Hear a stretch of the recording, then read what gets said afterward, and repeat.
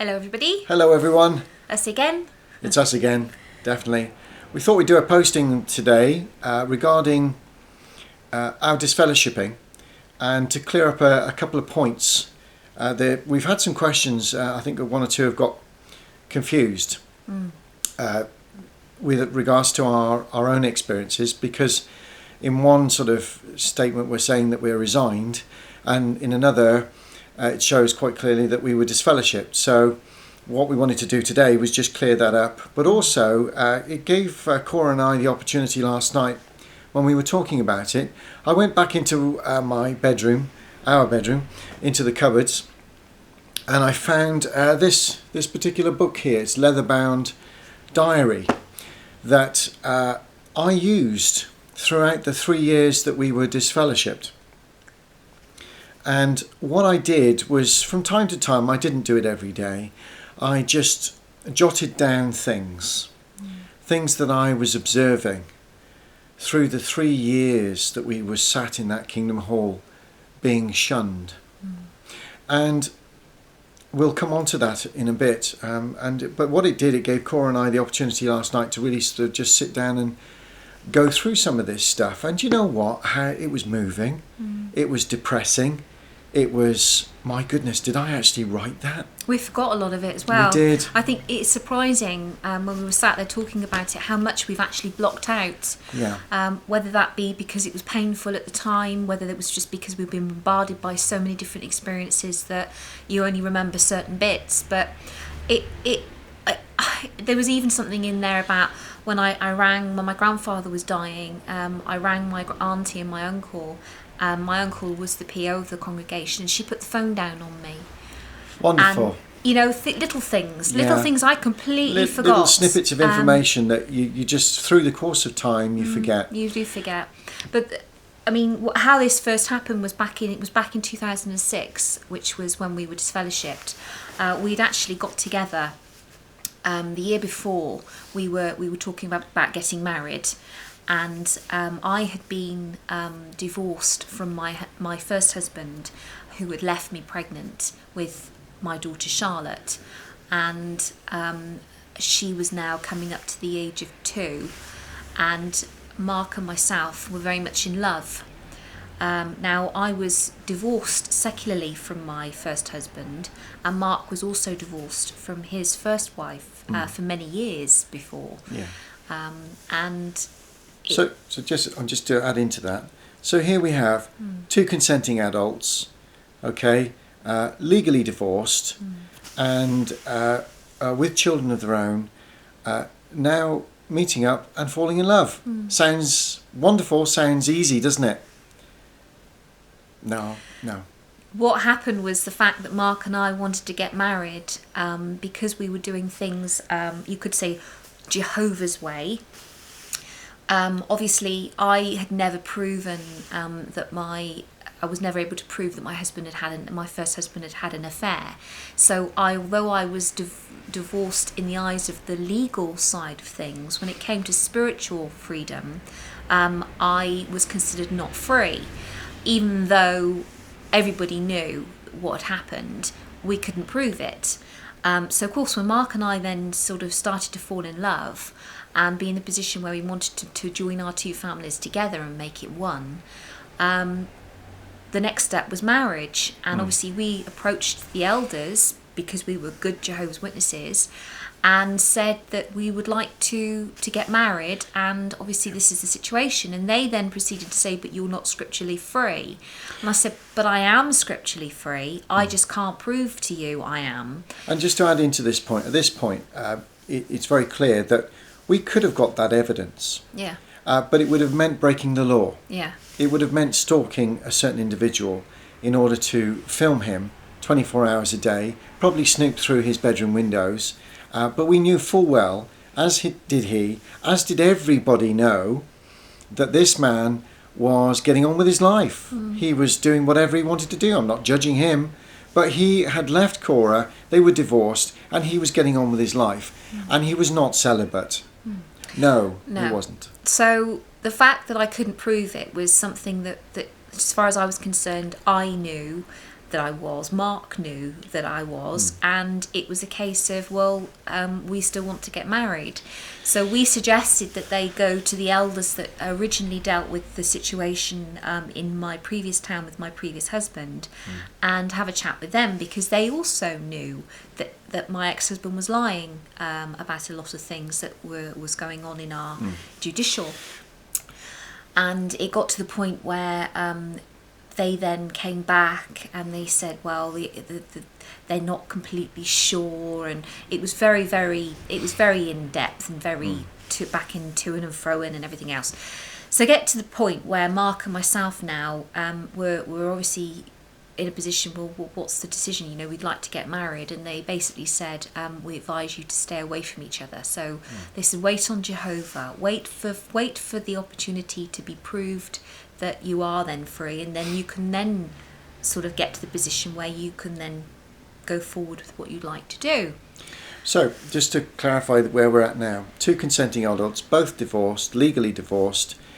We know that this man's getting on with his life. We know that he's doing whatever he wants to do. He's not living a celibate monk life. They know that too. Everybody knows it. But because we don't have the concrete evidence of a film showing him making love to a woman, then she's never going to be spiritually free. So what we've done is we've gone to the elders. We've been completely honest about it. We said we need to move on. Our lives need to move on. We've got children involved. We've fallen in love. We want to get married. And why don't we just need to leave this with Jehovah? They're saying trust in Jehovah. We're saying leave it with him. Allow us to get married. Yeah. If we're going to be judged and we're going to be looked at in any way, then really that's down to Jehovah it's to down view between us and our Lord. Like that. And no one else. No one else. So anyway, they told us to not get married. They said to stay away from each other, which wasn't going to happen. Mark and I were in love. Our children wanted us very much to be a big family, and we decided to just get married. And so in the August of that year, we got married, and on the 6th of September, we were then put before a judicial committee who told us that we're not going to be disfellowshipped for getting married. We were going to get disfellowshipped for not obeying counsel.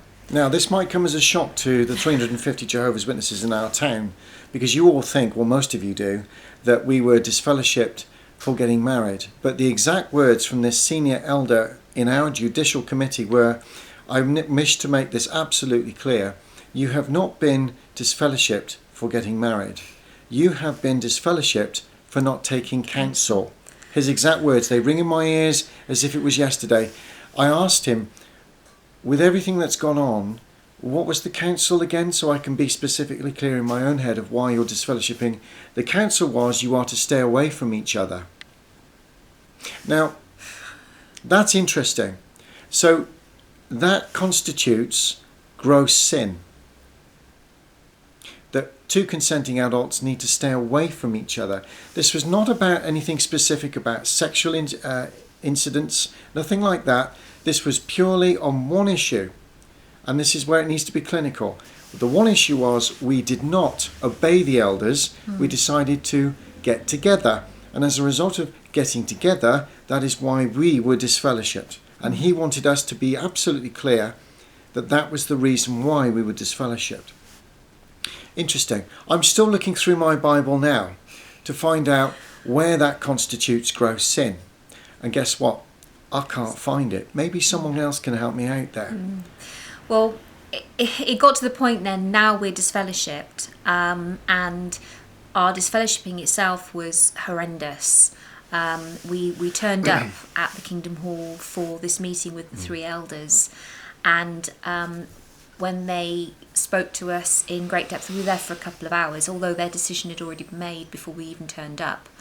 And we sat there, and they said, well, we're going to disfellowship you, and we're not going to pray with you now. We're going to do a prayer, just the 3 of us, so you need to leave. You need to leave. And we won't pray with you. I found that so bizarre. We walked out of that Kingdom Hall, and we were both extremely numb, and thought, we still don't understand why we were disfellowshipped, because in order to then go on the road to be repentant, You have to understand what it is you've done wrong and be sincerely repentant and regret for what it. it is you've done. Yeah. Well, we're not going to ever regret the fact that we got married. No. And if it was against the council to get together and to stay away from each other, we're never going to regret that either. So what point does that leave us as a couple now going from there forward?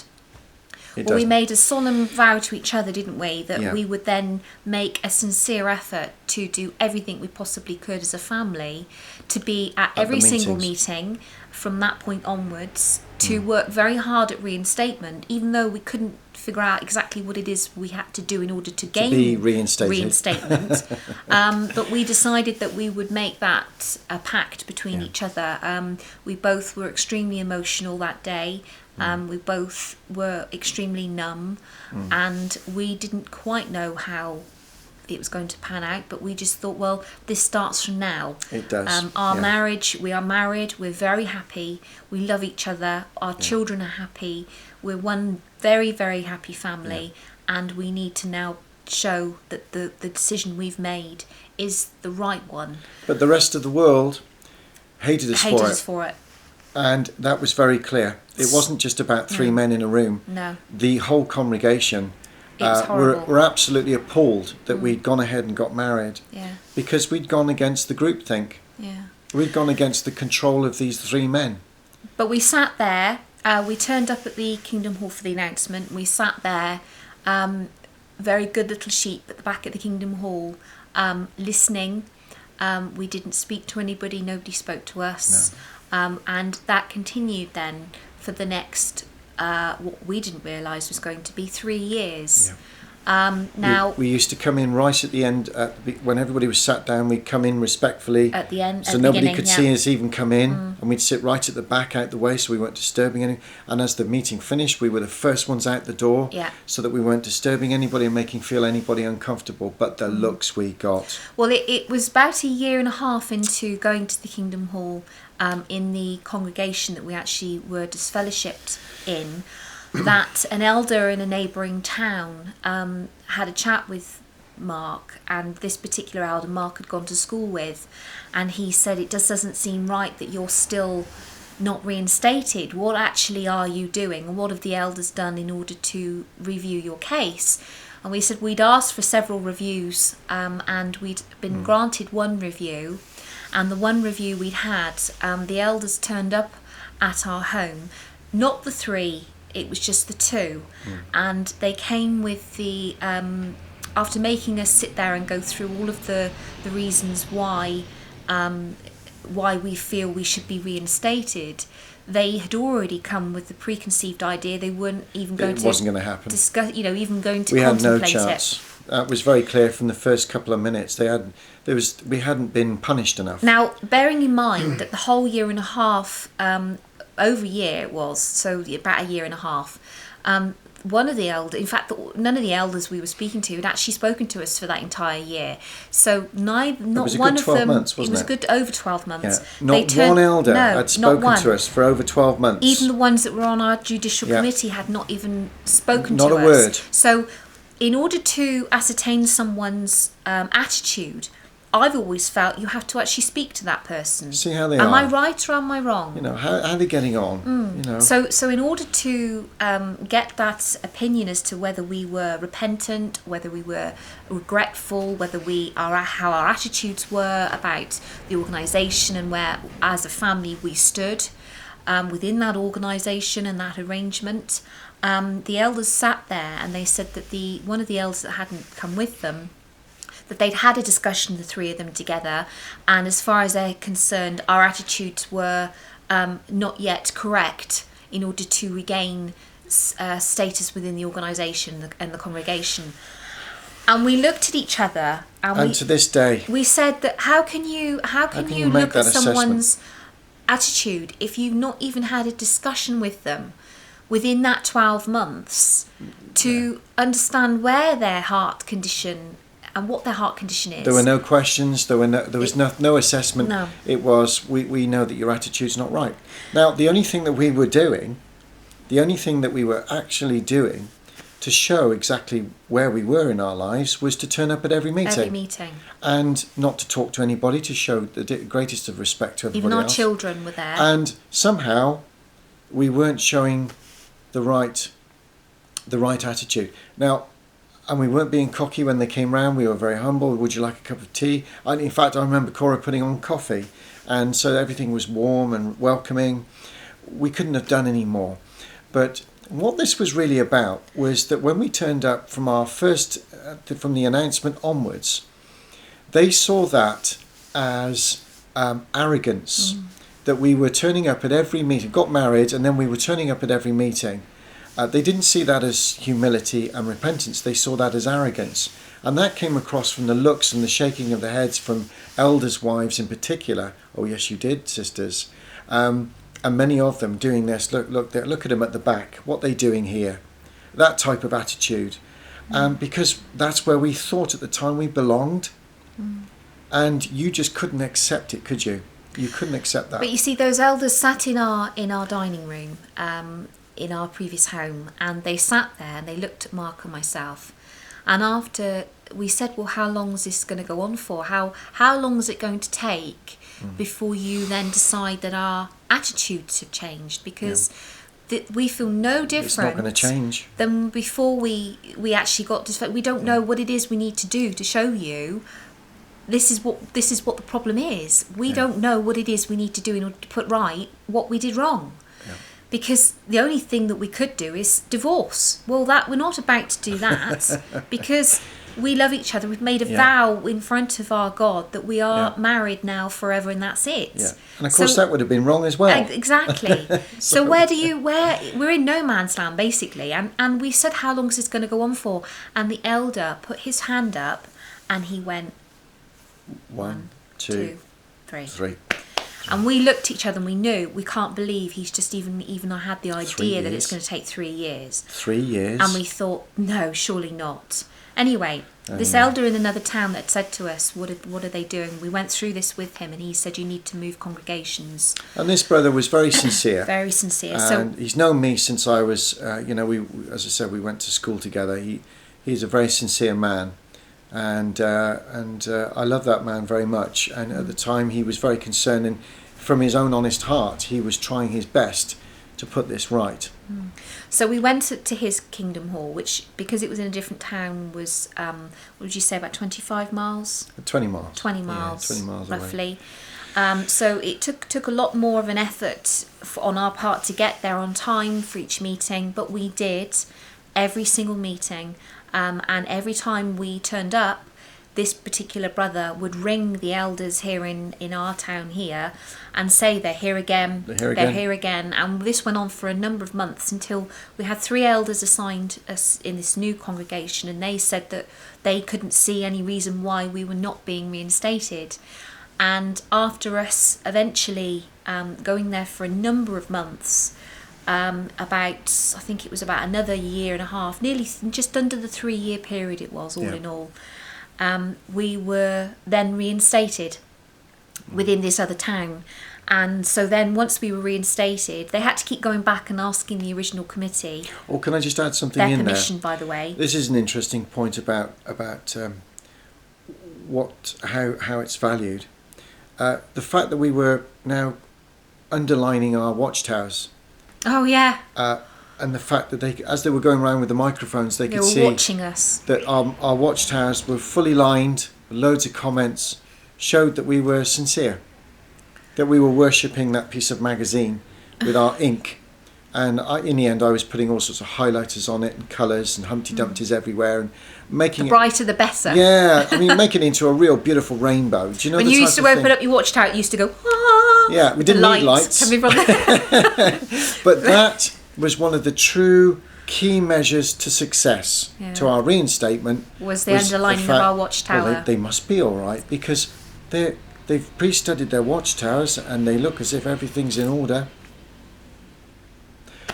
There we are. But at the end of the day, we were reinstated, and when we were reinstated, we stayed in that congregation for a little longer, and then we realised that actually it was a little bit difficult to keep getting to the meetings on time. Yeah. So we then decided to move back to our hometowns Kingdom Hall, and we just changed congregations. And the congregation we changed to was the one where my uncle was then the presiding overseer. And they were very welcoming. And we had 17 members of my family in there. So, so it was a different congregation. Yeah. And you know, the family at that time, because we were reinstated, suddenly all the hatred had stopped. And now we were welcomed back. But not really. No, we were we still had a long way to go. Yeah. That was another point. When we were reinstated, we weren't allowed to answer up. Ah.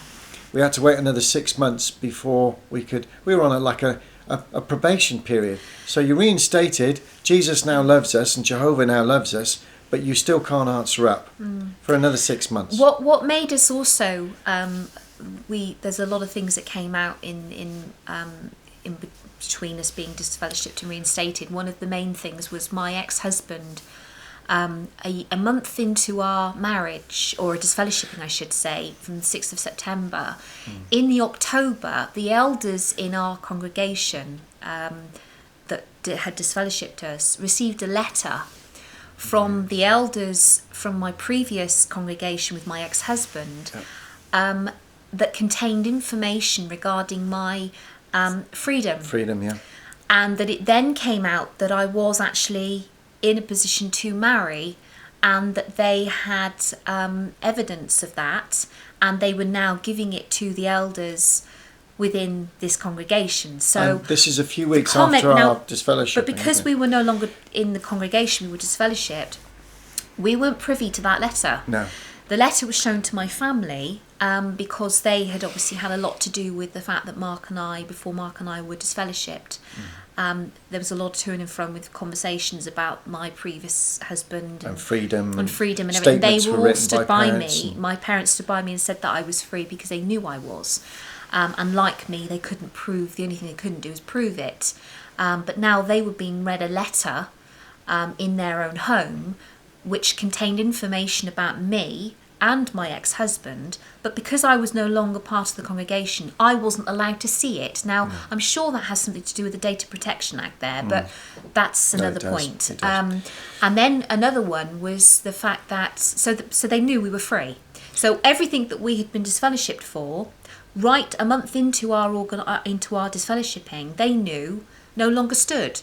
But this wasn't about that. But it wasn't about that. So No. they kept us out of that congregation for 3 years for no reason. Well, and this is where it comes down to the real issues of what this cult is about it's about control. And you have the elders that decided that you will not do this. We said, well, humbly, you're mistaken, we are going to get married, because that's our freedoms you're talking about there.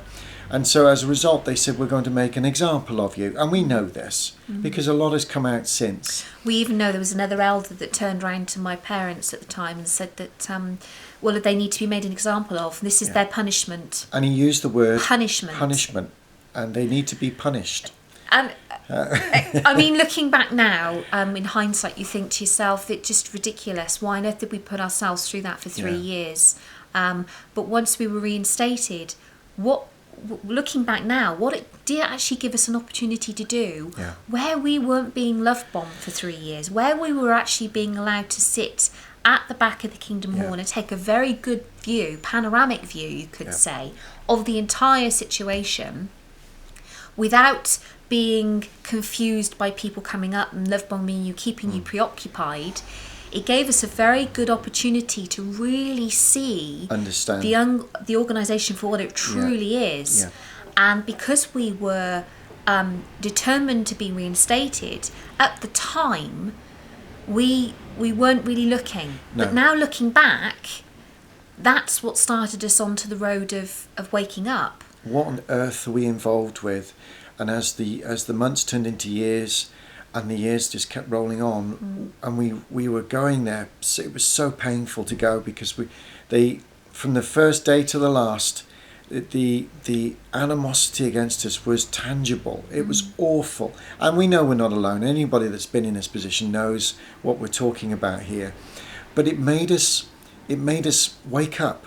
It psychologically, there were things going on in both of our heads to look around us and think, what are we involved with here? What on earth is this all about? But we were still determined to be reinstated. Even then, although we were waking up right at the back of our minds, our main objective at the front of our minds was we need reinstatement. We need, because this is the organisation, this is the truth, this is where we need to be as a family. And it was only once we were reinstated that we could relax a bit, and when we thought, actually, now we've been reinstated, what actually is there? Yeah. There isn't anything. No. And maybe we'll do another posting on I think once we reinstated, but that's what led to where we are now, and our eventual resigning, which we'll come on to. But yeah, we just thought we'd share that because people were getting a bit confused. Well, I thought you resigned. Yeah. How come you were disfellowshipped? So we have actually experienced, you could say, every angle of it really, because we didn't leave on a disfellowshipment. We went through that, through the pain of the reinstatement. Came out victorious. And then we walked away. So it's quite a roller coaster we've been on. Yeah. And I don't think there's many couples that could have gone through what we've gone through and come out stronger. We've come. There's so much we could actually talk about, the attacks and the slander that came from a number of individuals that really wanted to try and break us through that process of try to stop us from going to meetings, and they did everything they possibly could to do it with the slander. But that's another story.